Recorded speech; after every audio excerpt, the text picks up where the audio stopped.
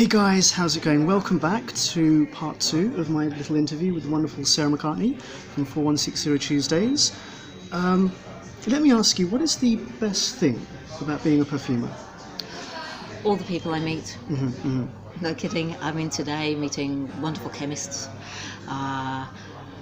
hanging out with professors of psychology and arts and filmmaking and neuroscience. And random YouTubers that don't have that many subscriptions, subscribers like me. YouTubers, yeah. It's the customers. It's it's taking me into a whole other world. I mean, making perfume's fun too, but people. Yeah, brilliant. Now, on the flip side, what is the worst thing about being a perfumer?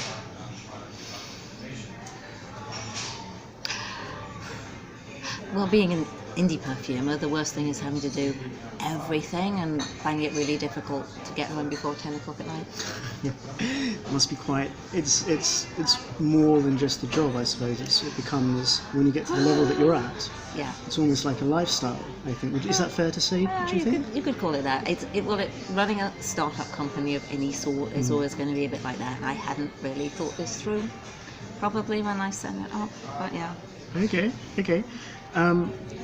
Now, I'm going from like sort of any time, any period of history, from whenever till now. Yep. Is there any single perfume that you'd wish you'd created, and why?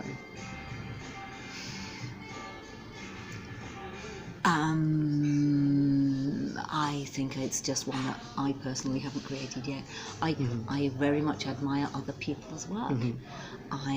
So you don't wish that you would have created like a Jackie Mitsuko, an Aventus, a Sauvage, something like that? Not Sauvage in a million years, mate. Oh, Sauvage, yes, yeah. Yes. But no, I'm happy that they exist. I do not feel any need for me to have to have created them. I'm just glad they're out there. I don't feel that, actually. Okay. Now, sort of sticking with this theme, I know that there's a lot of guys out there on the forums, and especially within the YouTube fragrance community, that want to start their own line, that want to make their own perfumes. I think Kerosene is perhaps, obviously the YouTube sort of sensation success going on to have launched his line, and he's kind of like, maybe like the blueprint or the benchmark for a lot of like random guys out there. Do you have any advice for the people out there that might be watching this that have aspirations of starting their own line, making their own perfume? Absolutely. For God's sake, don't do it. Just keep your jobs. Earn yourself some money. You've never been so poor as if you start to try and set up your own perfume business. Just don't do it. Okay. Heard it here first, guys. But I think actually Angela Flanders was my hero. Yeah. She started her company when she, I think, 56, after a career in costume design. Kept going till she was 86, and she died a couple of years ago. And she was, for me, she's the kind of most interesting indie. She's our grande dame of indie perfume world. I like that. Oh, okay. Seriously. When people come to me for the professional days and we advise on the regulations and all the rest of it, I do strongly question.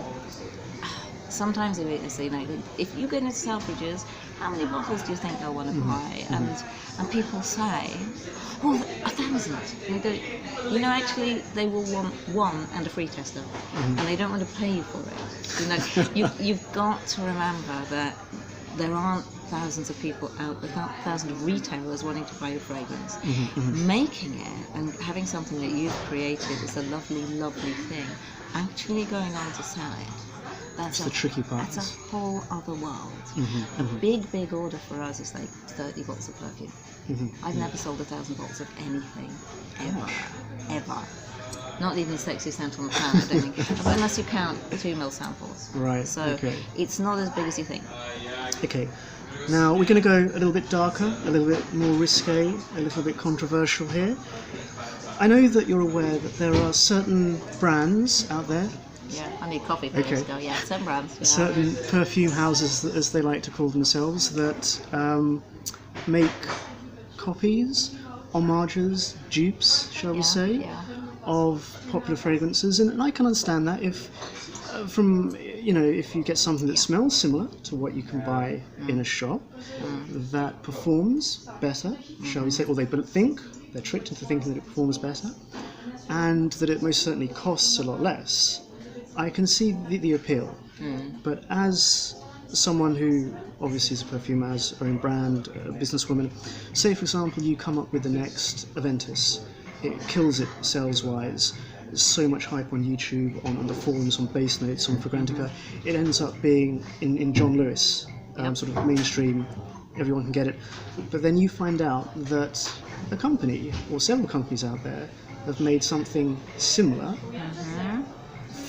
and they're selling it for a fraction of the price, yet they're kind of essentially ripping you off. And I was just wondering, I mean, I have very mixed feelings about these companies that do that. I guess I do. And I was just wondering, as someone who's a perfumer herself, what your thoughts on this subject were. Well, way back in 2005 or something, I wrote a book about copying.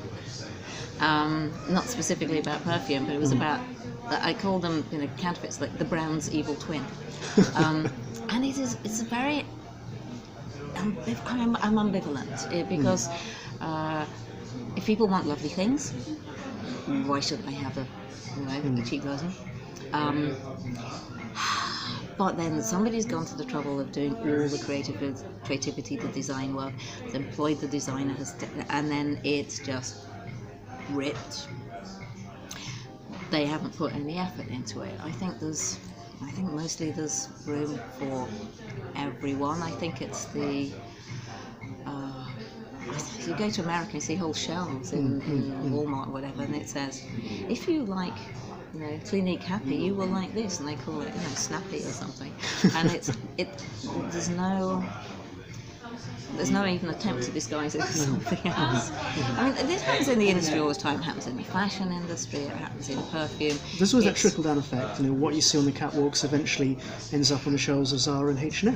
Yep, this is true. And it used to be 18 months for that to happen. And these days it's like 6 weeks, I think. Apparently, catwalks are very quick turnover.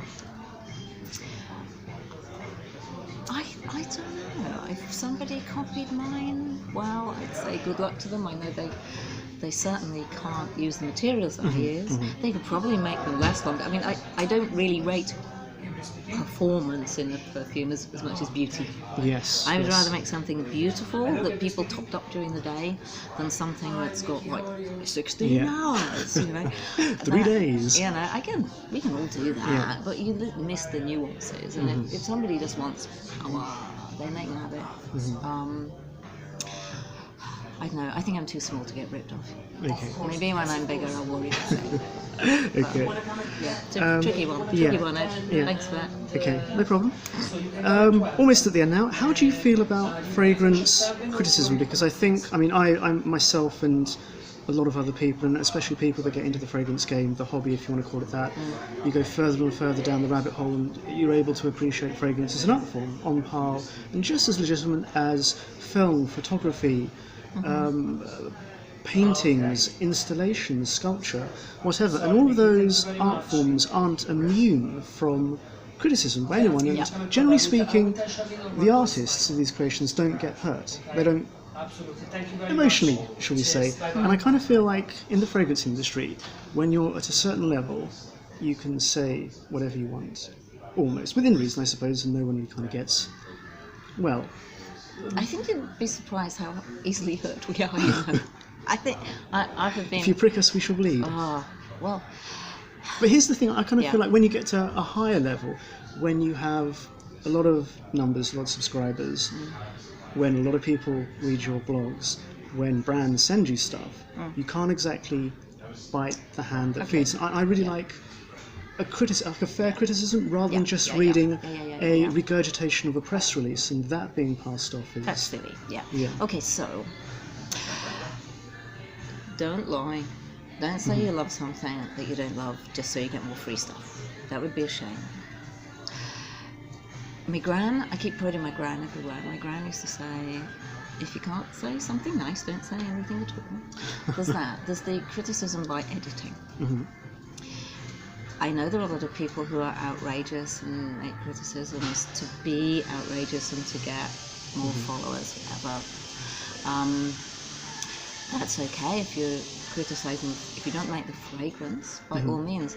I've had personal attacks by people saying that I've copied something which I've actually never heard of. And then it will further saying, well, she copied something, but she's copied it badly because it's unrecognisable. And we go, well, mate, it's either one or the other. So I'm actually banned from reading some of the... Because I spent 3 days actually unable to sleep after one. So if you say it doesn't hurt us, it's, if it's a personal attack, it's really quite scary. Christy Long runs a lovely Facebook group called Oh My Soul, where you're not allowed to be rude. And her reason is this: it's not because she thinks the creators of the fragrance might have their feelings hurt. They probably don't know. But it's that somebody says, I really love wearing this. Somebody else writes, oh, I think it's rubbish. Then the wearer of the fragrance, their personal choice is being criticised, and they're going to get hurt. Yes. So if somebody, lots of people like Aventus, and somebody comes up, So long as it's the right batch, of course. Yeah. When somebody comes up and says, I hate this thing, it's complete, how can anybody wear it? And it's not so much, Creed don't care, probably. But then there are all those people who do wear Aventus going to think, well, I like it. What's wrong with it? Do I have to? Are people gonna smell me and think that I'm cheap? Well, it's kind of that. So I guess I'm. If somebody says I don't like the construct, I don't personally. I don't like limes, so I don't enjoy this. I don't like lime, so I'm not going to wear this because I don't like. There's a lot of lime in it. It's not for me. That's fine. It's too strong. It's too smoky. It's too for me. Because it's all very personal. I have an issue if people turn it around and start to make it a personal attack on the manufacturer or the perfumer or the designer or the people who wear it. I think, is that Dalai Lama? If in doubt, be kind. Something along those lines. To be outrageous for fame is not my cup of tea. Is that? Yeah, that makes sense. And but if this provokes many people saying what they think about my fragrances, like, oh, I'll deal with that. Cool. Now, to end on a slightly more cheery note, what sort of plans do you have for the future? There's a suitcase.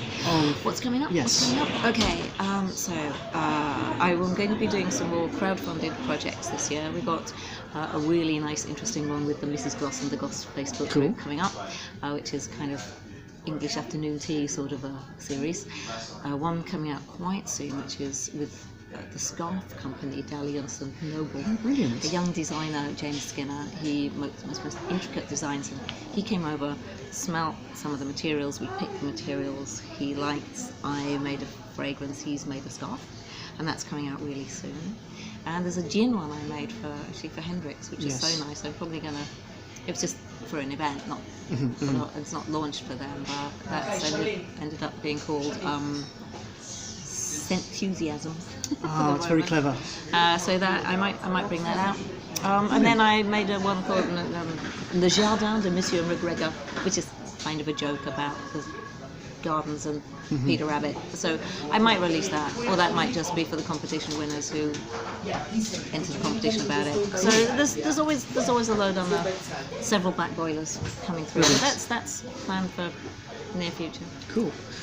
Well, thank you very much for your time, Sarah. It has been an absolute pleasure talking to you, and have a safe journey back to London. Thank you very much as I'm in charge of that. Brilliant.